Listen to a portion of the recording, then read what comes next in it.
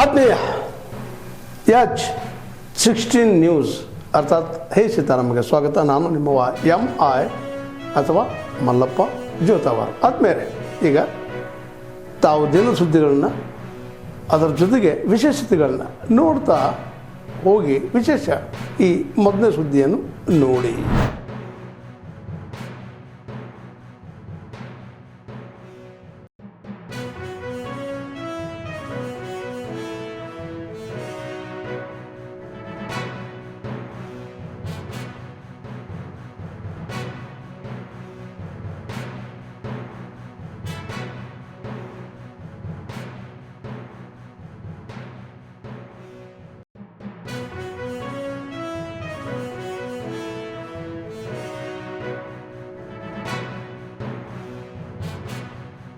भारत का लक्ष्य ग्रामीण अर्थव्यवस्था उसको सशक्त बिना किए बिना विकसित भारत के स्टार स्तंभों में हमारा किसान एक मजबूत स्तंभ है. खेत के काम के लिए सीधे खाते में पैसे पहुंचाए जा रहे हैं ताकि किसान को उधार के लिए भटकना न पड़े. अब तक पीएम किसान सम्मान निधि के लगभग 4 लाख करोड़ रुपए किसानों के खाते में भेजे गए हैं. इसी साल किसानों की मदद के लिए 35,000 करोड़ रुपए की 2 योजनाएं, नई योजनाएं शुरू की है. पीएम धन धान्य कृषि योजना और दलहन आत्मनिर्भरता मिशन. इससे खेती को बढ़ावा मिलेगा. साथियों, हम किसानों की हर जरूरत को ध्यान रखते हुए काम कर रहे हैं. 100 लाख हेक्टेयर में सूक्ष्म सिंचाई की सुविधा पहुंची. पीएम फसल बीमा योजना से करीब 2 लाख करोड़ रुपए, आंकड़ा छोटा नहीं है, 2 लाख करोड़ रुपए क्लेम के रूप में किसानों को मिले हैं.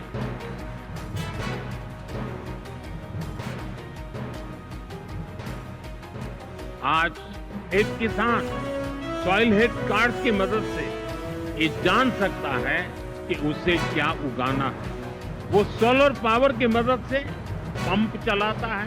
वो ई-नैम यानी भारत के डिजिटल एग्रीकल्चर मार्केट के द्वारा अपनी पैदावार को बेच सकता है. वो किसान क्रेडिट कार्ड का उपयोग करता है.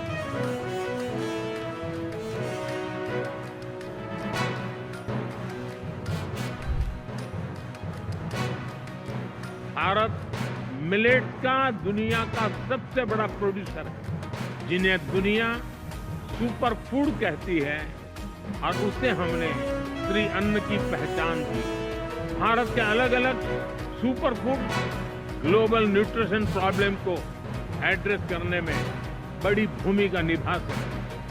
भारत अपने सुपर फूड की इस बास्केट दुनिया के साथ साझा करना चाहता है.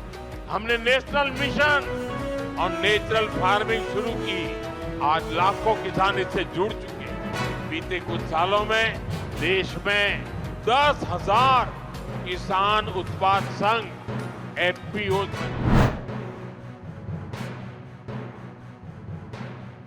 ಆದರೆ ಇದು ಭಾರತ ಅಭಿವೃದ್ಧಿ ಪಥದಲ್ಲಿ ಸಾಗ್ತಾ ಇದೆ. 4ನೇ ದೊಡ್ಡ ಆರ್ಥಿಕ ಶಕ್ತಿಗೆ ಹೊರಹೊಮ್ಮಿದೆ ಅಂತ ಹೇಳಿದ್ರೆ ಇವತ್ತು ನರೇಂದ್ರ ಮೋದಿಜಿ ಪ್ರಧಾನಮಂತ್ರಿಗಳೊಂದು ಇಚ್ಛಾಶಕ್ತಿ, ಭಾರತವನ್ನ ಒಂದು ಅಭಿವೃದ್ಧಿಶೀಲ ರಾಷ್ಟ್ರವನ್ನಾಗಿ ಪರಿವರ್ತನೆ ಮಾಡಬೇಕು ಅನ್ನೋ ಒಂದು ಇಚ್ಛಾಶಕ್ತಿ ಎಲ್ಲಕ್ಕಿಂತ ಮಿಗಿಲಾಗಿ ನಾನು ಈ ದೇಶದ ಪ್ರಧಾನಮಂತ್ರಿ ಅಲ್ಲ, ಈ ದೇಶದ ಪ್ರಧಾನ ಸೇವಕ ಅನ್ನುವ ಭಾವನೆಯಿಂದ ಇವತ್ತು ನರೇಂದ್ರ ಮೋದಿಜಿಯವರು ಒಂದು ದಿನವೂ ಕೂಡ ವಿಶ್ರಾಂತಿಯನ್ನ ಪಡೆದುಕೊಳ್ಳದೇನೆ ಈ ದೇಶದಲ್ಲಿರ್ತಕ್ಕಂಥದ್ದು 4 ಜಾತಿಗಳು ಮಾತ್ರ. ಈ ದೇಶದಲ್ಲಿರ್ತಕ್ಕಂಥದ್ದು ಬಡವರು, ರೈತರು, ಮಹಿಳೆಯರು ಮತ್ತು ಯುವಕರು. ಈ 4 ವರ್ಗದ ಜನರಿಗೆ ವಿವಿಧ ರೀತಿಯ ಕಾರ್ಯಕ್ರಮಗಳನ್ನು ಕೊಡುವ ಮೂಲಕ ಭಾರತವನ್ನ ಸರ್ವ ರಂಗದಲ್ಲೂ ಕೂಡ ಎಲ್ಲ ಕ್ಷೇತ್ರದಲ್ಲೂ ಕೂಡ ಇವತ್ತು ಅಭಿವೃದ್ಧಿಯ ಪಥದಲ್ಲಿ ತೆಗೆದುಕೊಂಡು ಹೋಗ್ತಾ ಇರ್ತಕ್ಕಂಥ ಕಾರಣವಾಗೇನೆ ಇವತ್ತು ಭಾರತ ಇಷ್ಟೆಲ್ಲ ಸವಾಲುಗಳ ನಡುವೆನೂ ಸಹ 4ನೇ ದೊಡ್ಡ ಒಂದು ಆರ್ಥಿಕ ಶಕ್ತಿಯಾಗಿ ಹೊಂದಿರುವಂಥದ್ದು. ಎಲ್ಲದಕ್ಕಿಂತ ಮಿಗಿಲಾಗಿ ಈ ದೇಶದಲ್ಲಿರ್ತಕ್ಕಂಥ ಪ್ರತಿಯೊಬ್ಬ ನಾಗರಿಕನೂ ಕೂಡ ಈ ದೇಶದ ಭವಿಷ್ಯದ ಬಗ್ಗೆ ವಿಶ್ವಾಸ ಬಂದಿದೆ. ಈ ದೇಶದ ಒಂದು ರಾಜಕೀಯ ವ್ಯವಸ್ಥೆಗಳ ಬಗ್ಗೆ ವಿಶ್ವಾಸ ಬಂದಿದೆ. ಇದರ ಜೊತೆಗೆ ಈ ದೇಶದ ನಾಯಕತ್ವವನ್ನ ಪಡೆದಿರ್ತಕ್ಕಂಥ ಪ್ರಧಾನಮಂತ್ರಿ ನರೇಂದ್ರ ಮೋದಿಜಿಯವರ ಬಗ್ಗೆನೂ ಕೂಡ ವಿಶ್ವಾಸ ಬಂದಿದೆ.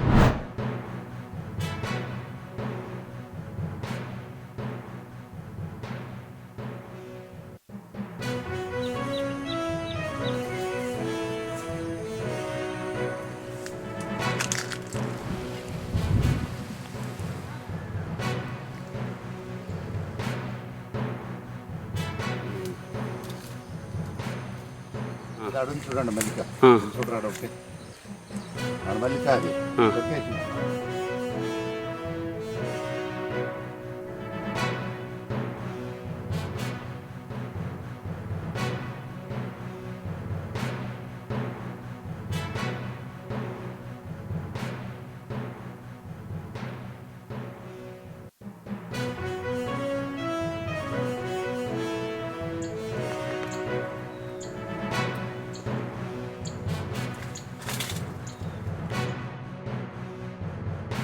ವೆರೈಟಿಗಳು ತುಂಬ ಬೆಲೆ ಹೋಗುತ್ತೆ. ಈ ಜ್ಯೂಸ್ ಸೈಡ್ಗೆ ಹೋಗೋದೇ ಇವಾಗ ಸ್ವಲ್ಪ ಕಮ್ಮಿ ಆಗಿರೋದು. ತಿನ್ನೋ ವೆರೈಟಿ ಎಲ್ಲ ಪರವಾಗಿಲ್ಲ. ಈ ಜ್ಯೂಸ್ಗೆ ಯಾವ್ಯಾವ ತಳಿ ಹೋಗುತ್ತೋ ಅದೆಲ್ಲ ರೇಟ್ಗಳು ಕಮ್ಮಿ ಮಾಡಿ ಬಿಸಾಕ್ಬಿಟ್ಟಿದ್ದಾರೆ. ನಮ್ದ್ರಲ್ಲಿ ಕೂಡ ಎಲ್ಲ ತಳಿಗಳಿದೆ. ಆಲ್ಮೋಸ್ಟ್ ಆಲ್ ತೋತಾಪುರಿ, ನೀಲಮ್ಮು, ಡೇನಿಶಾ, Alphonso, Malgova, Mallika, Dasari, Himayat, almost all ಇವಾಗ ನಾವು ಏನು ಡೈಲಿ ನೋಡ್ತೀವಿ ಎಲ್ಲ ತಳಿಗಳು ಮಾಡಿದ್ದೀವಿ. ನಮಗೆ ಲಾಭ ಅಂದರೆ ನಾವು ತೋಪ ತಗೊಂಡು ಎಲ್ಲ ಇದೆ ಮಾವಿನಕಾಯಿ ವ್ಯಾಪಾರ ಒಂದು 25 ವರ್ಷ 30 ವರ್ಷದಿಂದ ಮಾಡ್ತಾಯಿದ್ದೀವಿ. ಇದು 2 ವರ್ಷ ಆಯ್ತಾ, 2 ವರ್ಷ ತುಂಬ ನಮಗೆ ಸ್ವಲ್ಪ ಲಾಸಿಗೆ ಬರ್ತಾಯಿದೆ. ಯಾಕೆ ಅಂದರೆ ಹೋದ ವರ್ಷ ತಗೊಂಡೆ ಆಯ್ತಪ್ಪ ಬಿಡು ಹಿಂಗಾನ ಆಗೈತ, ತುಂಬ ಲಾಸ್ ಆಗಿತ್ತು ಒಂದು. ಅದು ಈ ವರ್ಷ ಏನೇನು ಬರ್ತದೆ ಅಂದರೆ ಈ ವರ್ಷ ಕೂಡ ಹಂಗೆ ಡೌನ್. ಅದು ಬಾದಾಮಿ ನೋಡು ಅದು ಕೂಡ ಡೌನು, ಇದು ಮಲ್ಲಿಕಾ ನೋಡು ಅದು ಡೌನು, ಬೆಂಗಳೂರು ಅಥವಾ ಫುಲ್ ಡೌನು. ಅದು ನಮಗೇನೋ ಬರ್ತಾ ಇದೆ. ಫ್ಯಾಷನೇಟಿಂಗ್ ಫಾರ್ಮಿಂಗ್ ಅಂತ ಏನು ಹೇಳ್ತೀವಿ ಅದಕ್ಕೆಲ್ಲ ಇದು ಸೂಕ್ತ, ಹಾಬಿ ಪರ್ಪಸ್ ಎಲ್ಲ. ಆದರೆ ವಾಣಿಜ್ಯವಾಗಿ ಕಮರ್ಷಿಯಲ್ ಆಗಿ ಏನಾದರೂ ನಾವು ಮ್ಯಾಂಗೋನ ದೊಡ್ಡ ಮಟ್ಟದಲ್ಲಿ ಉತ್ಪಾದನೆ ಮಾಡುವಂಥ ಸಂದರ್ಭದಲ್ಲಿ ಈ ಒಂದು ಪದ್ಧತಿಯನ್ನು ಅಥವಾ ಈ ಒಂದು ತಂತ್ರಜ್ಞಾನವನ್ನು ನಾವು ಶಿಫಾರಸು ಮಾಡೋದಿಲ್ಲ. ಯಾಕೆ ಅಂತ ಹೇಳಿದ್ರೆ ತಮಗೆಲ್ಲ ಗೊತ್ತಿದೆ, ಮಾವಲ್ಲಿ ಹಲವಾರು ತಳಿಗಳಿದೆ ಮತ್ತು ಆ ತಳಿಗಳು ಬೇರೆ ಬೇರೆ ಸಂದರ್ಭದಲ್ಲಿ ಹೂ ಬಿಡುವಂಥದ್ದಾಗ್ಬೋದು, ಕಾಯಿ ಕಚ್ಚುವಂಥದ್ದಾಗ್ಬೋದು, ಮತ್ತು ಅವುಗಳ ಒಂದು ಏನು ಗೊಬ್ಬರಗಳ ಏನು ಅವಕ್ಕೆ ನ್ಯೂಟ್ರಿಯೆಂಟ್ ರಿಕ್ವೈರ್ಮೆಂಟ್ ಇದೆ ಅದರಲ್ಲಿ ವ್ಯತ್ಯಾಸ ಆಗಿರ್ತಕ್ಕಂಥದ್ದೆಲ್ಲ ಇರೋದ್ರಿಂದ ಈ ಮ್ಯಾನೇಜ್ಮೆಂಟ್ ಅನ್ನೋದು ಭಾಳ ಡಿಫಿಕಲ್ಟ್ ಆಗುತ್ತೆ. ಪುಣಾದಲ್ಲಿ ನಾವು ಆಸ್ಪತ್ರೆಯನ್ನು ನಡೆಸ್ತಾ ಇದ್ದೇವೆ. ಬರುವ ವರ್ಷ ಹುಬ್ಬಳ್ಳಿಯಲ್ಲಿ 1,000 ಹಾಸಿಗೆ ಆಸ್ಪತ್ರೆಯನ್ನು ನಾವು ಪ್ರಾರಂಭ ಮಾಡಿದ್ದೀವಿ. ಈಗಾಗಲೇ ಕಾರ್ಯರೂಪದಲ್ಲಿ ಬಂದಿದೆ. ಅದರ ಜೊತೆಗೆ ಅಲ್ಲಿ ಸುತ್ತಮುತ್ತ ಸುಮಾರು ಶಿಗ್ಗಾಂವ್ ಇರ್ಬೋದು, ಬೇರೆ ಬೇರೆ ತಾಲೂಕಾ ಪ್ಲೇಸ್ದಲ್ಲಿ ನಾವು ಸೆಟಲೈಟ್ ಹಾಸ್ಪಿಟಲ್ಗಳನ್ನು ಪ್ರಾರಂಭ ಮಾಡಿದ್ದೀವಿ. ಇನ್ನೂ ಮಾಡಲಿಕ್ಕೆ ಯೋಜನೆಗಳನ್ನು ಹಾಕಿದ್ದೀವಿ. ಅದಕ್ಕೆ ಇಡೀ ಉತ್ತರ ಕರ್ನಾಟಕದ ಮತ್ತು ದಕ್ಷಿಣ ಮಹಾರಾಷ್ಟ್ರದ ಈ ಭಾಗದಲ್ಲಿ ಕ್ಯಾನ್ಸರ್ ಆಸ್ಪತ್ರೆಯಲ್ಲಿ 300 ಹಾಸಿಗೆ ಕ್ಯಾನ್ಸರ್ ಆಸ್ಪತ್ರೆ ಹೋದ ವರ್ಷ ಅದನ್ನು ಮಾನ್ಯ ರಾಷ್ಟ್ರಪತಿಗಳು ಬಂದು ಉದ್ಘಾಟನೆ ಮಾಡಿದ್ದು. ಇದು ಒಂದು ಭಾಳ ಮಹತ್ವದ ವಿಷಯ. ಅದಕ್ಕೆ ಓವರಾಲ್ ಈ ಸಂಸ್ಥೆ ಈ ಭಾಗದ ಶಿಕ್ಷಣ ಮತ್ತು ಆರೋಗ್ಯ ಸೇವೆ ಮಾಡಿದ್ದಕ್ಕಾಗಿ ನನಗೆ ಇವತ್ತು ಏನು ರಾಷ್ಟ್ರಪತಿಗಳು ನನ್ನನ್ನು ಗುರುತಿಸಿ ಪದ್ಮಶ್ರೀ ಕೊಟ್ಟದ್ದು ಇಡೀ ನನ್ನ KLX ಸಮೂಹಕ್ಕೆ ಸೇರ್ತದೆ ಅಂತ ನಾನು ಹೇಳಲಿಕ್ಕೆ ಬಯಸ್ತೇನೆ.